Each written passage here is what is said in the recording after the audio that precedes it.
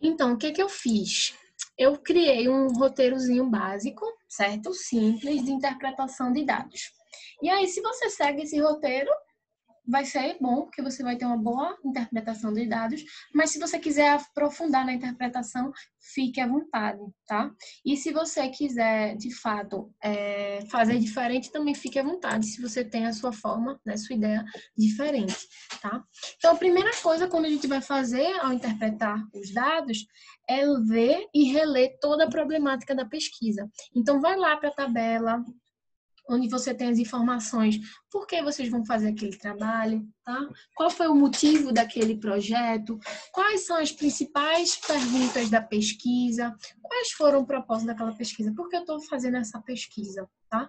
Quais foram as hipóteses desenvolvidas e reler os dados secundários se não lembram das informações, tá?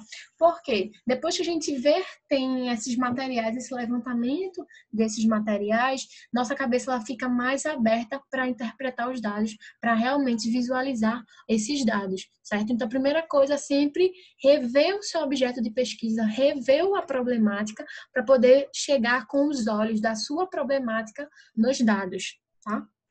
Depois, fazer a tabulação, ou seja, faz a tabela que você quer, os gráficos que você quer, filtra os resultados que você quer, que você acha mais relevantes, faz os cálculos numéricos, ou seja, investe na média, investe na frequência, investe na moda, na mediana. Não precisa fazer todos os dados ou todos os testes para a mesma pergunta. Você pode fazer uma pergunta, eu acho que essa pergunta aqui, o ideal é a gente fazer análise por média. Essa aqui a gente pode fazer por moda. Essa aqui a gente poderia investir na mediana, por exemplo. Tá? Então, vai escolhendo perguntas e vai fazendo formas, né, estatísticas diferentes para avaliar. Para quê? Para a gente testar esses testes, certo? Para a gente testar realmente a interpretação disso. E também investe nos gráficos diferentes. Então, um faz um gráfico de pizza, outro faz um gráfico de tabela, né? Aqueles gráficos que são as barras, tabela, as barras. Investe em gráfico com barra e linha tracejada, que tem algum comportamento. Enfim, tenta aí fazer uma diversificar, certo? Na hora que está montando esses dados, tá? Na hora que está montando ou fazendo a tabulação dos dados. Investe realmente aí nas diversas formas. Sumarizar, ou seja, se a gente tem que ver se as perguntas são abertas ou perguntas fechadas. Se as perguntas são abertas, a gente vai olhar cada pergunta e sumarizar, ou seja, resumir as ideias. Então, tem gente que escreve assim, por exemplo, eu estou desmotivada por conta de lá, lá, lá, lá, lá. Esse lá tem informação importante ou a palavra-chave dessa causa de não ir para a aula seria a desmotivação, certo? Então, eu posso simplesmente cortar as outras palavras da pergunta e ficar com uma palavra-chave. Tentar tabular essas palavras-chave, dar código a essas palavras-chave, tá? Resumir essas palavras para a gente poder fazer um gráfico, por exemplo, fazer uma tabela disso aí. E aí, se for possível, você gera um gráfico dessas análises e se puder fazer uma análise, por exemplo, de moda, seria bem legal em relação a isso, tá? Porque moda você consegue, não precisa ser numérico, você pode ver quais são as palavras que aparecem mais vezes. E aí isso já é a moda, tá? Se as perguntas são fechadas. E aí, qual seria a melhor forma de apresentação desses dados? Seria em tabela? Seria em gráfico? Qual gráfico? Quais dados eu posso relacionar? Será que eu posso relacionar, por exemplo, gênero com satisfação, idade com satisfação, certo? Idade com motivação. Então, será que eu posso correlacionar esses dados? Isso é bem interessante, tá? Você fazer isso. Que gráficos? Quais são os mais interessantes que podem ser utilizados? Quais tabelas são mais importantes? A análise estatística de frequência, porcentagem, média, moda, mediana, qual eu posso utilizar aí nas perguntas fechadas? Depois você vem para a interpretação dos dados, certo? A interpretação dos dados É nesse ponto que você vai mostrar a sua contribuição. Então, é nesse ponto que você vai, depois que você leu o seu problema, você sabe o que você está falando, você vai ver se aqueles seus dados eles estão correlacionando com os seus problemas, tá? Discutir os principais resultados. Será que existe conflito entre as respostas? Será que, de fato, existe alguma tendência de comportamento nas respostas? Discutir isso, os principais resultados. Comparar com o conhecimento teórico. Quem tem acesso às informações teóricas, aos bancos de dados secundários, você vai comparar o que você estava analisando com o que já tem. Exemplo, a gente pode ver se existe, vamos supor que é uma pesquisa de empregabilidade. E aí eu vejo, faço uma pesquisa de empregabilidade aqui na minha cidade.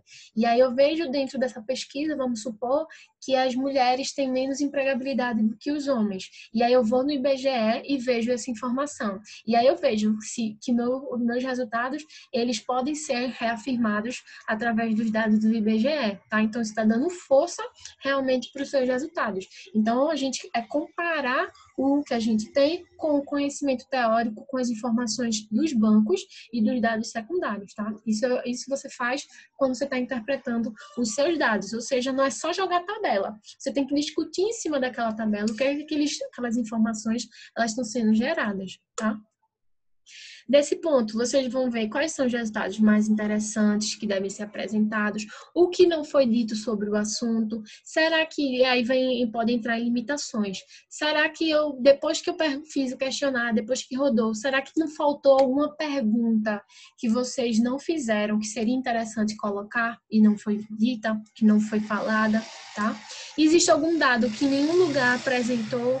Então, vamos supor, nesse sentido da empregabilidade, eu posso ter feito aqui no meu bairro e aí visto que a empregabilidade feminina é de 99%. Só que a empregabilidade nacional, vamos supor, é de 70%. Tem diferença aí bem grande entre o meu bairro e a empregabilidade nacional. E aí eu tenho que identificar o que é que tem nesse bairro que gera essa empregabilidade mais alta, tá? Isso é raciocínio, você vai pensar, pode ser escolaridade, pode ser acesso realmente acesso a empresas, tem mais empresas, certo? Então, é você analisar o que acontece naquele bairro para ele ser diferente da realidade nacional, certo? Quais são as tendências daquilo ali, por exemplo, se é vegano, será que tem uma tendência a entrar os produtos veganos, principalmente dos produtos de empresas de fast food, hoje a gente vê, por exemplo, na McDonald's, na Burger King, certo? Produtos de veganos sendo vendidos também, tá? Então, essas empresas já estão abrindo o leque de mercado, então isso é tendência. Então, por que não a Atlântico ela seguir essa tendência, tá? Quais são os desafios da área? Então, se você está trabalhando com a questão do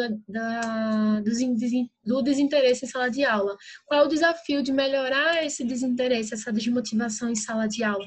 Será que não existe algo que possa ser feito? E aí você sugere essas ideias. Tem pontos inexplorados, tá? Quais são as oportunidades das novas pesquisas? Será que eu posso fazer uma pesquisa mais aprofundada em termos de desmotivação dentro de sala de aula, tá?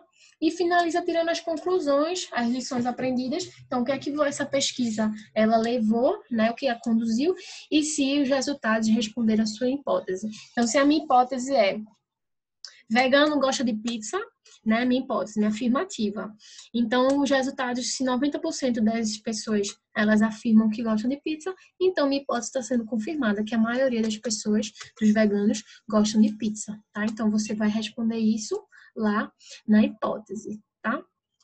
Isso aqui eu vou deixar para vocês disponível, tá? Vou mandar para vocês também lá no Classroom. Dúvidas aqui?